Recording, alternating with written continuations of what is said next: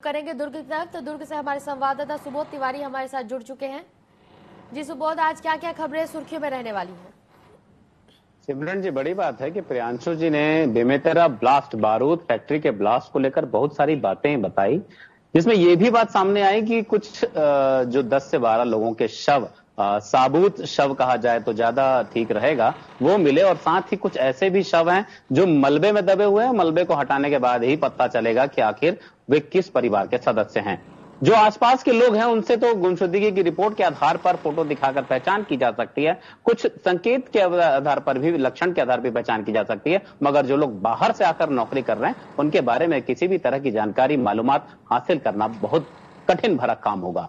अब सिमरन जी, रायपुर और दुर्ग की बात करें तो रायपुर में भी ऐसे बहुत से फटाखा गोदाम हैं और बारूद की फैक्ट्रियां हैं जहां पर सुरक्षा मानकों के अनुरूप उपकरण नहीं है। और जिस तरीके से बताया जाता है कि जो सुरक्षागत का उपकरण होने चाहिए वे कहीं भी नहीं रखे जाते हैं या नाम मात्र रखे जाते हैं। दुर्ग की बात करें, दुर्ग जिले की, तो ऐसी 5 से 7 बड़े गोदाम हैं जामुल में, नकपुरा में और भिलाई 3 में और साथ ही रसमाड़ा में भी, जहां पर दिवाली के पटाखे जो होते हैं, बम फटाखे होते हैं, वो रखा जाता है। बड़े बड़े गोदाम हैं और कर्मचारियों की संख्या अगर 10 से 12 कही जाए तो ज्यादा नहीं होगी, लेकिन अगर फायर एक्सटिंग्विशर यानी अग्निरोधी जो चीजें हैं, जो उपकरण होते हैं, जो लिक्विड होता है, साथ ही रेस्क्यू के लिए भी 2 लोगों की एक टीम होनी चाहिए। जब भी कभी आग लगे तो तत्काल वहां पर आग बुझाने का काम शुरू हो सके। चूंकि फायर ब्रिगेड की जो टीम होती है उसे पहुंचने में कम से कम 20 से 20 मिनट से आधा घंटा का समय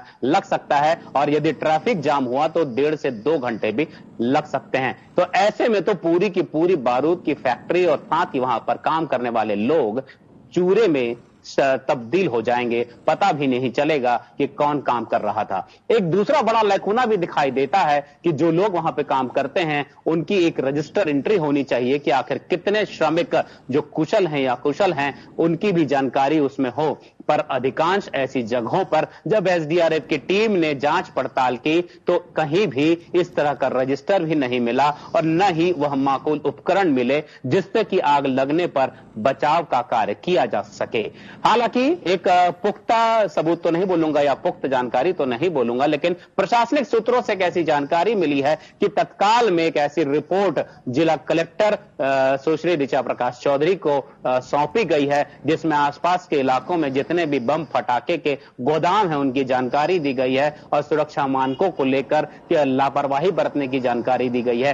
हो सकता है आने वाले समय में जिला प्रशासन इन सभी बातों को गंभीरता से लेकर औचक निरीक्षण करे या फिर उन सभी ऐसी फैक्ट्रियां जहां पर इस तरह के अग्नि जो अति ज्वलनशील पदार्थों का निर्माण होता है उनकी बैठक आहूत करे और तमाम तरह के दिशा निर्देश दिए जाएं।